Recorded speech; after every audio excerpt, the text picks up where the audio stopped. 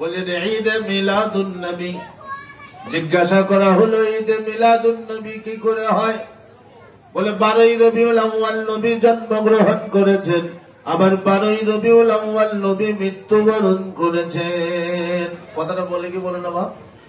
বলে, কিন্তু কথাটা যে মিছে কথা, সত্য নয়।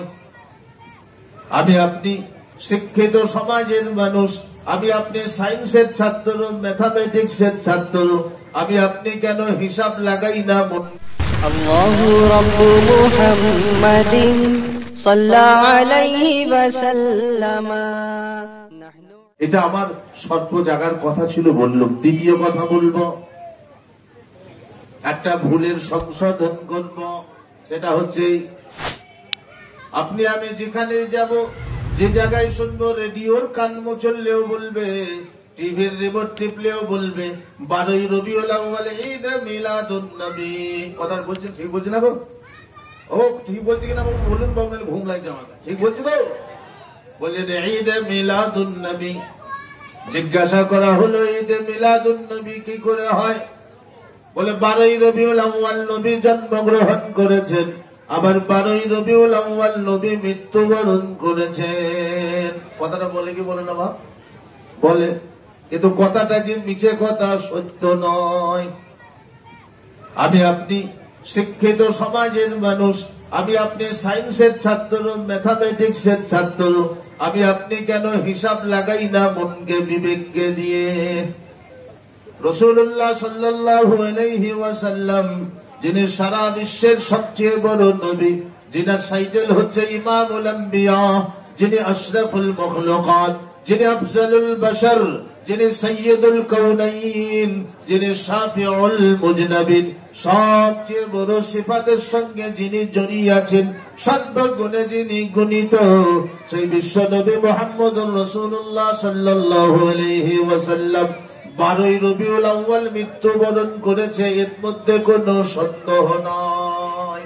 তিনি মারা গেছেন 12ই রবিউল আউয়াল, এর মধ্যে কোনো সন্দেহ নাই নাই নাই। কেন বলুন তো? নবী সাল্লাল্লাহু আলাইহি ওয়াসাল্লাম যখন ইন্তেকাল করেছেন, তখন হিজরি সালের গণনা শুরু হয়ে গিয়েছিল। নবী যখন জন্মগ্রহণ করেছেন, তখন হিজরি সালের গণনা শুরু।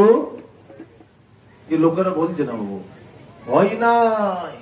নবীজি যেদিন মক্কা ছেড়ে মদিনাতে আবু আইয়ুব আনসারীর বাড়িতে পা রাখলেন, ডান পাটা রাখলেন, আর সেদিন থেকে হিজরি সালের গণনা শুরু হলো। বলে লোক অনুমান করে বলেছে ডেটটাকে পিছিয়ে পিছিয়ে।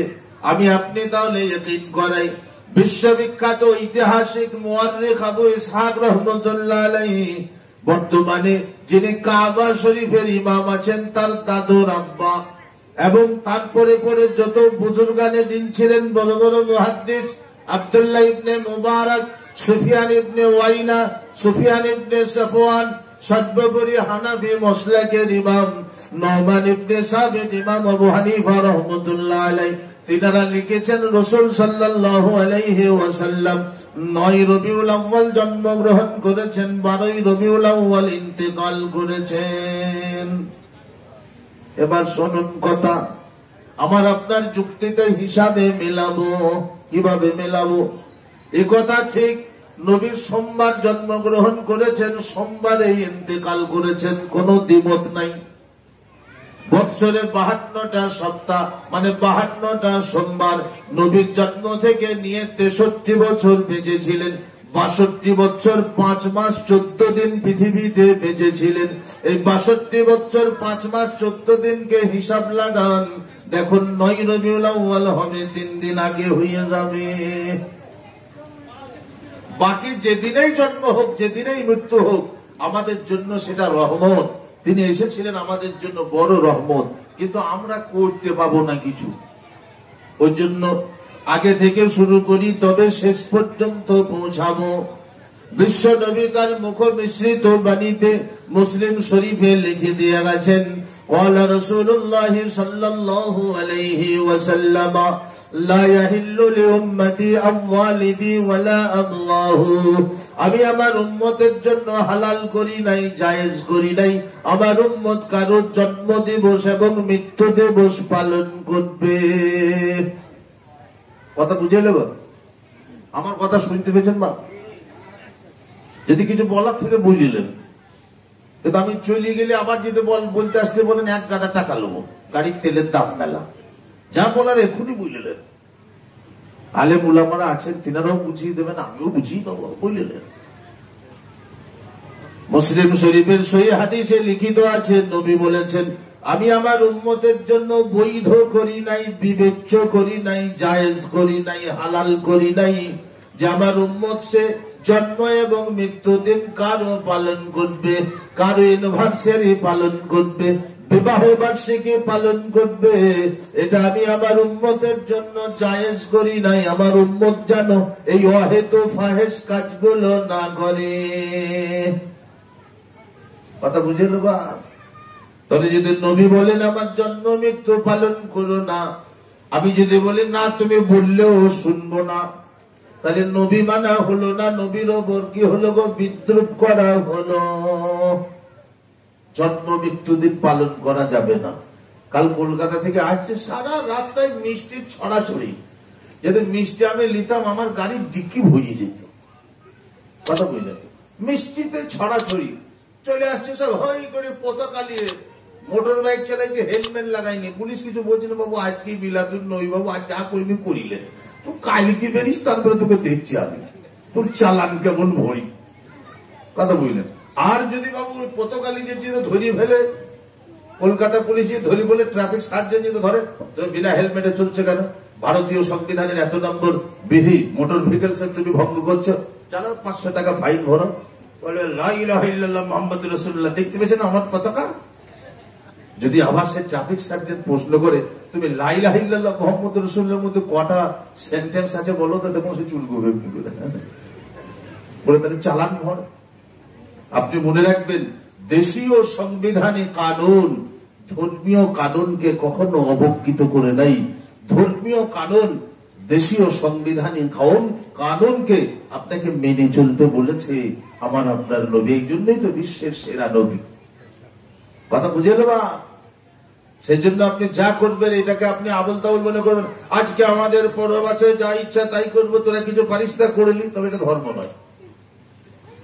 কিছুদিন আগে বুঝলেন একজন লোক মারা গেল, আমি জানাজা করতে গেলাম, আমার সাথে খুব আলাপ ছিল। একটা হাই রোড, জিটি রোড, কথাটা শুনে রাখুন তো, জিটি রোড আটকে দিয়ে জানাজা পড়ছে। অনেক লোক আছে, কম বেশি প্রায় 2,500 লোক হবে। আমাকে বললে হুজুর আপনি জানাজা পড়েন। আমি জানাজা পড়বো না, পড়াবো না। সব লোক বলে কি বলছিলাম না, যেহেতু শরীয়ত জায়েজ করেনি একটা রিক্সাওয়ালা, একটা টোটোওয়ালা, একটা ভ্যানওয়ালা, একটা আপনার গাড়িওয়ালা, মোটর বাইকওয়ালাকে আটকিয়ে তুমি ধর্ম পালন করবে, এটা শরীয়ত জায়েজ করেনি। তুমি এত বড় জিটি রোড আটকে দিয়েছ, এদিকে 200 গাড়ি লেগে যাবে, এদিকে 200 গাড়ি, কোন অ্যাম্বুলেন্সে রুগী আছে, কোন গাড়িতে মাছ ভরা আছে, কোন গাড়িতে ডিম ভরা আছে, সেগুলো আটকে বাকি যারা আন্দোলন করছে, ঘেরছে, তাদের তো কোনো ধর্ম নয়। কিন্তু আমরা তো ধর্মীয় উপকরণ নিয়ে জানাজা পড়ছি। কথা ঠিক বলছি কিনা? কারো ক্ষতি করে ধর্ম নয়। ওয়ালা তাসুবুল্লাযীনা ইয়াদউনা মিন দুনিল্লাহি ফায়াসুবুল্লাহা আদওয়াম বিগাইরি ইলম। আল্লাহ স্বয়ং বলেছেন, যারা আল্লাহ ছাড়া অন্যের উপাসনা করে, গায়ের মুসলিম অমুসলিম ভাই, তারা কিন্তু তোমাদেরই ভাই। তোমরা তাদেরকে গালি গালাজ করো না, তাদের ধর্মীয় স্থানকে আঘাত করো না, তাদের ধর্মীয় পূজারীকে, তাদের যারা পূজা করেন, পূজার্চনা করেন, তাদের যারা পণ্ডিত হন, সন্ন্যাসী হন, সাধক হন, তাদেরকে সম্মান করো, খারাপ কথা বলো না। এই জন্যই তো ইসলাম শ্রেষ্ঠ। তবে এই কথাও বলেছে, তোমার মসজিদ কেউ ভাঙতে এলে ক্ষমতা থাকলে রুকিয়ে দিও, ঘরে চুপ করে যেন বসে থেকো না। তোমার ঘরে চালাতে পানি পড়লে দূরে বেড়াও, খোদার ঘরে লাঠি পড়লে তুমি যদি বসে থাকো, আমি আল্লাহ এনআরসি করে দেশ থেকে তোদের তাড়িয়ে দেব। কথা মিলছে বাপ? হ্যাঁ, মাথায় রাখতে হবে বাপ। তাহলে আমি কি কথা বলছিলাম বাপ? জন্মদিন মৃত্যুদিন পালন করা ইসলাম শরীয়ত নয়। জন্ম মৃত্যুদিন পালন করার ট্র্যাডিশন, এই অভ্যাসটা ছিল ইউরোপ, বিভিন্ন দেশের যে সমস্ত দেশের লোকেদেরকে সভ্য সমাজীন বলা যায় না, যারা সকালে বিয়ে করে সন্ধ্যার সময় সে মেয়ের সঙ্গে তালাক করে নেয়, ডিভোর্স করে নেয়, যাদের রাস্তাঘাটে যৌন স্বাধীনতা আছে, যাদের সভ্যতা বলতে কিছু নাই, যারা প্রকাশ্যে মদ্যপানকে স্ট্যাটাস মনে করে, তাদের জন্য তারা এগুলোকে পালন করে। এই সভ্যতা ভারতবর্ষের মানুষের মধ্যে এসেছে। গরিব মানুষ খেতে পায় না, মুনিশ খেতে খায়, ধার করে খায়। তার বউ মুখ ফুলিয়ে বসে আছে, দুদিন ভাত খাই নাই। স্বামী বলছে কেন ভাত খাইনি জানো? বলে কেন? বলে লাতির জন্মদিন পালন করিনি বলে। এসব করতে নাই। ভাই আমার, সোনা আমার, সদর আমার, মা জননী আমার, এগুলো করবেন না। কারো জন্মদিন পালন নয়, তবে তাকে ভালোবাসা। রবীন্দ্রনাথের জন্মদিন পালন করার চেয়ে রবীন্দ্রনাথকে ভালোবাসা, এটা খুব বড় জিনিস। কিভাবে ভালোবাসবো? রবীন্দ্রনাথ নিজেই বলেছে, হিতায়ু শুদ্ধিয় নিবিকরণ অন্তর জপ সহ মম। রবীন্দ্রনাথের একটা উক্তি, সংস্কৃত উক্তি। উক্তিতে কি বলেছেন? যেখানেই থাকিবে আজ চারিপার্শ্বের সমস্ত জিনিসকে আপন শারীরিক অঙ্গ মনে করিয়া মোহাব্বত করিবে। আমি সালারের মানুষ, যদি বর্ধমান চলে যাই, বর্ধমানের তিনকুনিয়াতে বা নবাবহাটে বা আলিশাই যদি দাঁড়াই, আলিশার চতুর্পাশের যাহা কিছু আছে, গাছপালা থেকে পশু পক্ষী পর্যন্ত, কুকুর পর্যন্ত, হিন্দু মুসলমান জৈন বৈদ্য খ্রিস্টান খেপা পাগল পর্যন্ত আমার কাছে বন্ধু, আমি তাদের ক্ষতি করতে পারি না। রব্বুল আলামিন সেটাই বলেছে, ওয়ালা তাবগিল ফাসাদা ফিল আরদি ইন্নাহু লা ইউহিব্বুল মুফসিদিন। বিশ্ব অশান্তি তোমরা রূপান্তরিত করিও না, শান্তিময় বিশ্বকে আরো শান্তির দিকে ঠেলে দাও। যদি অশান্তি সৃষ্টি করো, উগ্রতা সৃষ্টি করো, বিশ্বে তোমরা যদি বিভিন্ন রকমের জঙ্গে প্রণাম সৃষ্টি করো, মানুষকে কষ্ট দেওয়ার, মানুষকে বিপদে ফেলার ছক সৃষ্টি করো, মনে রাখো ইন্নাল্লাহা লা ইউহিব্বুল মুফসিদিন। আল্লাহ পাক ফাসাদ সৃষ্টিকারীকে, বিচ্ছিন্নতা সৃষ্টিকারীকে, অপরাধ সৃষ্টিকারীকে, অশান্তি সৃষ্টিকারীকে আল্লাহ পছন্দ করেন না। আমি মুসলমান, আমি কোরআনের 20 নম্বর পারায় সূরা কাসাসের আয়াতটা মেনে নেব। আল্লাহ বলেছে, আহসিন কামা আহসানাল্লাহু ইলাইক। তুমি মানুষের সঙ্গে দয়া প্রবেশ মেহেরবানি করো, সুন্দর ভালো সহমর্মে ব্যবহার করো। আল্লাহ যেমন তোমার সঙ্গে ভালো ব্যবহার করিয়াছেন। আমি মুসলমান, আমি নবীকে মেনে নেব। নবীজি বলেছেন, الراحمون يرحمهم الرحمن ارحموا من في الأرض يرحمكم من في السماء। রব্বুল আলামিন ওই মানুষদের প্রতি দয়া অনুগ্রহ দান করেন যারা বিশ্ববাসী, পৃথিবীবাসীর উপর দয়া করে। সে হিন্দু না, মুসলমান, জৈন না, খ্রিস্টান দেখার দরকার নাই, তার প্রতি মোহাব্বত, দয়া, অনুকম্পা দাও। আল্লাহ নবী বলেছেন, আমার উম্মত শুনে নাও, যারা আমাকে ভালোবাসো, ইরহামু মান ফিল আরদি, তুমি বিশ্ববাসীর উপর দয়া করো। ইয়ারহামুকুম মান ফিস সামা, আসমানওয়ালা খোদা তোমার উপর দয়া করবে। আমি মুসলমান, এটা যদি মেনে নিই, অমুসলিম যদি রবীন্দ্রনাথ, স্বামী বিবেকানন্দের উক্তি যদি মেনে নিই, সহায় বয়ে সহায় বন্ধু, আমি যেখানে যাব সেই আমার বন্ধু, আমার পর নয়। দুজনের মধ্যে ঝামেলা কখনোই হবে না। কথা ঠিক বলছি না? আমি কথা ঠিক বলছি না ভুল বলছি? তাহলে মাথায় রাখুন, হাবা সোনার চাঁদ আমার কথা তাই তো শেষই পালাইছে বাবা। তাহলে ভাবছি সোনা, আল্লাহওয়ালা ভাই আমার, সোনার চাঁদ ভাই আমার, আজকের এই সভায় এখানে 2-3টে জিনিসকে লক্ষ্য করে দেওয়া হয়েছে। সর্বপ্রথম তাহলে ওটা গেল বাপ, যে নবী দিবস আমি আপনি পালন করতে পারি না, বাকি আলোচনা সভাটা করতে পারি নবীর জীবনী নিয়ে। আমিও খালি করবো, বুঝলেন? তারপরে বুঝে নেবো কে আমরা মুসলমান বটি, মিছে করি না সত্যি করি। শুধু শুক্রবার, সোমবার, বুধবার ঝুলাই ভরি মাংস খেলে মুসলমান নয়। আপনি জানেন, পশ্চিম বাংলায় 9.5 কোটি মানুষের মধ্যে যদি আমরা 2,80,00,000 হয়, আমরা যত মাংস খাই, আরো 3.5 কোটি লোক মাংস খায়, কিন্তু তারা মুসলমান নয়। অনেকজন মনে করে পুরুষ মানুষের খাত না করলে, মুসলমানি করলে মুসলমান হয়। আপনি জানেন, সভ্য ভারতবর্ষের 66% মানুষ, 66% মানুষ এখন মোচমানি করে ইনফেকশন হবে বলে। এটা মোচমানি নয়। তাহলে আমি আপনার কাছে আপনি আপনার কাছে, আপনি আমার কাছে আজকে আলোচনার মাধ্যমে জেনে নেবেন নবীর আদর্শ নিয়ে যে আমি আপনি কতটা মোচমান, এটা বলবো। তার আগে আরো দুটো কথা আছে বললেই। তাহলে এ কথা হলো আলোচনা চলতে হবে, আলোচনা বহির্ভূত হলে হবে না। নবীর আদর্শ আমার আপনার সামনে থাকলে সারা বিশ্ব শান্তি পেয়ে যাবে, হিন্দু শান্তি পাবে, মুসলমান শান্তি পাবে। যদি কেউ গা জোয়ারি করে বলে তার কিছু করার নাই। আর যারা গা জোয়ারি করে বলছে তারা হিংসা করে বলছে গো, তাদের কথা বলবো। তাহলে এই সভার আরেকটি উদ্দেশ্য ছিল কি গো, সকাল থেকে নিয়ে ছাত্র ছাত্রীদের কি হয়েছে, পরীক্ষা গ্রহণ করা হয়েছে, ইন্টারভিউ নেওয়া হয়েছে, তাদের পড়াশোনা হয়েছে, কারু কিরাত, কারু গজল, কারু সূরা ফাতিহা, কারু সূরা ওয়াত্তিন, নাকি গো এসব হয়েছে। সালার এলাকায়, সালার গ্রামে 22টা মসজিদ আছে, আজকে শুনলাম বাবু। 22টা মসজিদের থেকে প্রত্যেক মসজিদ থেকে 10টা করে ছেলে নিয়েছে। আল্লাহু আকবার। আমাকে ভাই শোনাই ছিল, কিছু কিছু ছেলে বলছে আমাদের নিতেই হবে, না নিলে আগুন লাগিয়ে দেবো, যে এত ছেলে আসছে। আলহামদুলিল্লাহ, ভালো জিনিস, খারাপ জিনিস নয়।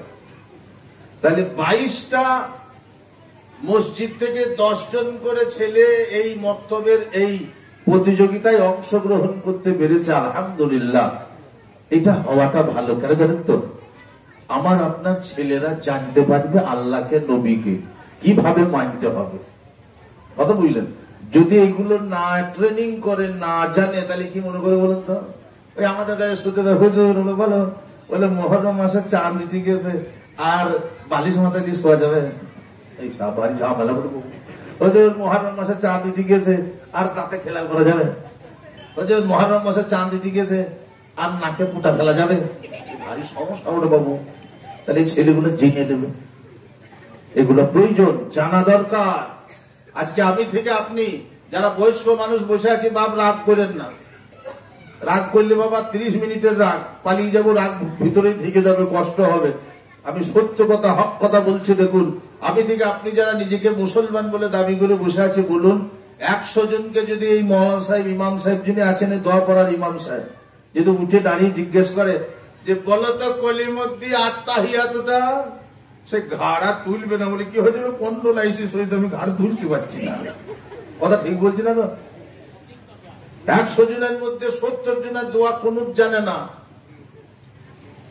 ওটা গো বাপ শোনা, আমার আপনার ছেলে মেয়েরা শিখছে মসজিদে বক্তব্যে, তারা দোয়া কুনুত আত্তাহিয়াত, খাবার দোয়া, শোয়ার দোয়া, আহা কি বলবো আপনার। ছোট ছোট বাচ্চারা বিভিন্ন গ্রামে গিয়ে দেখছি তো, মসজিদে পেচ্ছাবখানায় ঢুকছে, বাঁ পাটা রেখে বলছে আল্লাহুম্মা ইন্নী আউযু বিকা মিনাল খুবসি ওয়াল খাবাইস। খুশিতে বুকটা ফেটে যেছে। তারপরে যখন জিজ্ঞেস করছে তোমার আব্বা কোথা গো, বলছে লটারি টিকিট পেয়েছে। তখন আমার মনে হচ্ছে মাথা ঠুকে ফাটিয়ে দিয়ে আবার কত বলবো। ছেলে কত সুন্দর পড়ছে, মসজিদে এসে তেরাত পড়ছে, এখানে গজল পড়ছে, ছেলে আলহামদু পড়ছে, সূরা ওয়াত্তিন পড়ছে।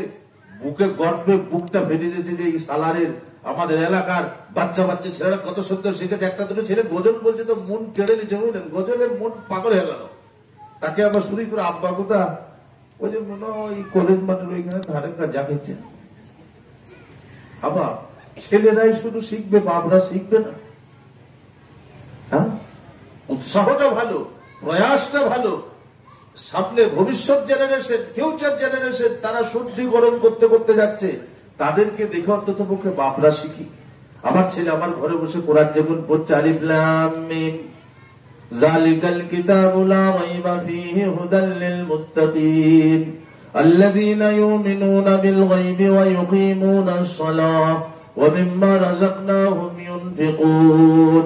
বাপ মোহাব্বতে ঘাটটা ইন্ধারা নড়িয়ে নিচ্ছে, বাইরে এসে বলছে আমি বাড়ি গেলে আমার জানটা জুড়িয়ে যায়, কলজাটা ঠান্ডা হয়ে যায়। বললে কেন?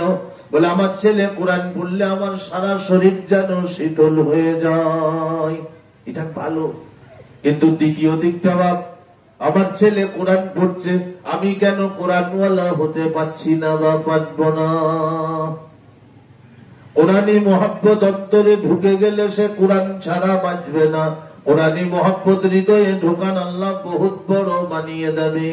হাদিস শরীফে আছে বিশ্ব নবী মুহাম্মদ রাসূলুল্লাহ সাল্লাল্লাহু আলাইহি ওয়াসাল্লাম তার মুখ বিস্মৃত বাণী, তার আজকে মৃত্যু দিবসে আমি রাত্রিবেলায় আপনাদের সামনে উপস্থাপনা করছি। বিশ্ব নবী আজ থেকে প্রায় 1500 বছর কিছু পূর্বে তিনি আমাদের জন্য রেখে গেছেন আল কোরআনু শাফিউন আও মুশাফফিউন। হে বিশ্বের মানুষ, কোরআনকে তোমরা মহব্বত করো, কোরআন তোমাদেরকে সুপারিশকারী এবং তোমাদের জান্নাতে প্রবেশকারী। আরো এক জায়গায় বলেছে তোমরা কোরআনকে মহব্বত করো, ভালোবেসো, আল্লাহ দুনিয়াতে তোমাদের সম্মান দেবে, ইজ্জত দেবে। কোরআন শরীফের আয়াতের ব্যাখ্যাটা কি হবে বাপ? মান কানা ইউরিদু হায়াতাদ দুনিয়া নুতিহি মিনহা ওয়া মান কানা ইউরিদু হারসাল আখিরাতি নাজিদ লাহু ফি হারসি। কোরআন শরীফের আয়াতের মানেটা কি হবে বাপ? ফালানুহিয়ান্নাহু হায়াতান তাইয়্যিবা। আল্লাহ বলেছেন তোমাদেরকে পুত পবিত্র সম্মানের জিন্দেগি দেব যদি তোমরা কোরআন ওয়ালা হও। ছেলে কোরআন পড়ছে, বাপ যদি কোরআন ওয়ালার মতো না হয়, আমি বলবো এটা দুঃখ ছাড়া সুখী নয়, খুশি নয়। ছেলে পরিবর্তনের মাধ্যমে বাপকেও শিখতে হবে। বাপ শোনার চান বাপ আমার, আল্লাহ ওয়ালা মা আমার। বলে আর হুজুর বলছেন বয়স হয়ে গেছে, সংসার হয়ে গেছে, আর শিখবো কি করে? আর শিখা হবে না। দুদিন গেলাম আপনার ইমাম সাহেবের কাছে, সে বাবু ইমাম সাহেব আউযু বিল্লাহটা আমাকে শিখিতে পারল না। যতবার বলে আউযু বিল্লাহ ততবার বলে আউকুরুল্লাহ, বেরোই না মুখ দিয়া। এটাও ভুল, শিখা যায়। আমি আপনাকে একটা বাস্তব জ্বলন্ত ঘটনা বলি। আমার যখন 10 বছর বয়স, আমি তখন কোরআনের হাফেজ হয়ে গেলাম, বুঝলেন, আল্লাহর রহমতে। সিউড়ি মাদ্রাসায় পড়াশোনা করতো। আপনি জানেন সিউড়িতে বিখ্যাত কি জানেন? কেউ জানেন না? সিউড়িতে বিখ্যাত হচ্ছে মোরব্বা, শক্তিগড়ের ল্যাংচা, মানকরের কদমা খান নাই? সিউড়ির বিখ্যাত হচ্ছে মোরব্বা। 4টে বড় বড় হোটেল আছে দেখবেন, হোটেল অন্নপূর্ণা, হোটেল জয়গুরু শ্রীগুরু, আর একটার নাম কি হোটেল আরোর। দোস্ত আজিজ, আমি ছোট্ট বেলাতে যখন পড়াশোনা করতাম, একদিন হঠাৎ মাদ্রাসায় এলান করা হলো যে সব ছেলেরা এক জায়গায় জমা হও, হোটেল আরোর মালিক তোমাদের মিষ্টি খোয়াবি। তিনি জাতিতে ছিলেন আগুরি মারোয়ারি, লক্ষ কোটিপতি মানুষ, কোটি কোটি টাকার মালিক।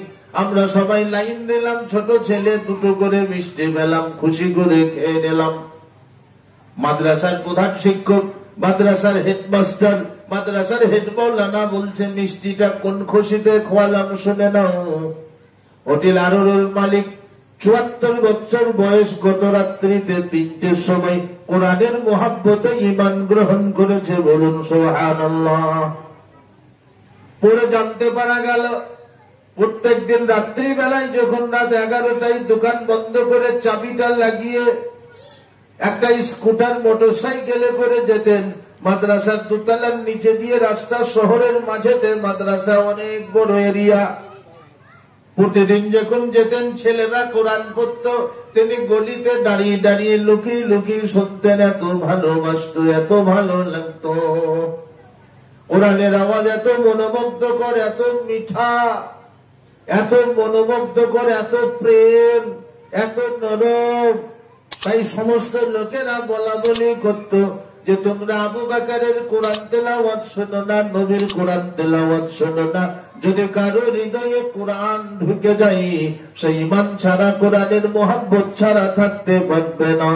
মুহতারাম বুজুর্গ দোস্ত আমার, আমি একটা একটা করে 1000 লোকের নাম করতে পারবো যিনারা মুসলিম ছিলেন না, অমুসলিম ছিলেন, বড় বড় পণ্ডিত ছিলেন, কিন্তু কোরআনের প্রতি এত মহব্বত ছিল, দৈনন্দিন তিনারা কোরআন তেলাওয়াত করিতেন। তার মধ্যে আপনার আমার সামনে জ্বলন্ত প্রমাণ। ভারতবর্ষে বাংলাতে যিনি কোরআন ব্যাখ্যা করেছেন তার নাম হচ্ছে আচার্য গিরিশচন্দ্র সেন। প্রত্যহ কোরআন তেলাওয়াত করতেন। রাজা রামমোহন রায় কোরআনের ব্যাখ্যা করতেন, ব্যাখ্যা লিখতেন। মহব্বত, ধর্মীয় বাণী পড়া, জানা, শোনা, এই উদ্দেশ্যে নয়। যে ও ধর্মের বাণীটা শিখবো জানবো তো ওকে হারাবো তবে ছাড়বো না, জানার প্রয়োজন আছে। দোস্ত আজিজ বলে প্রত্যেক দিন শুনতেন, আর শুনতে শুনতে তার বুকের ভিতরে মোহাব্বতের জায়গা বেনে গেছে। তাই একদিন ভোরবেলায় এসে শীতের সময় মসজিদের রেলিংটা ধরে দাঁড়িয়ে আছে মাদ্রাসার প্রধান শিক্ষক। তিনি যখন ভোরবেলায় আসছেন, মসজিদ দিয়ে ঢুকছেন, দেখছেন লোকটা দাঁড়িয়ে আছে, চাপ করে ধরেছে। আরে আপনি এত বড় মানুষ এখানে কেন দাঁড়িয়ে? বললে আমি কোরআনের মহব্বতে, কোরআনের প্রেমে আমি পাগল হয়ে গেছি। ঈমান আনয়ন করলো, লক্ষ কোটি কোটি টাকার সম্পদ তার ছেলেরা তাকে আপনার দিকে বঞ্চিত করলো। সে বললো আমি সম্পদ চাই না, ছেলে চাই না, মাল চাই না, মহাল চাই না, আল্লাহ বড়, তার কোরআন বড়, আমি শুধু কোরআনকে শিখতে চাই। দোস্ত আজিজ, বয়স্ক 74 বছর বয়সে শিখতে শুরু করলো। কোরআন শরীফের 14টা সূরা শিখলো। ইযা জুলজিলাতিল আরদু জিলজালাহা ওয়া আখরাজাতিল আরদু আসকালাহা, ওই সূরা মুখস্থ করতে করতে একদিন রাত্রিতে মারা গেল। কে বললে বাপ শেখা যায় না? আজ থেকে নিয়ে Hey there. Subscribe to our channel and also press this bell icon.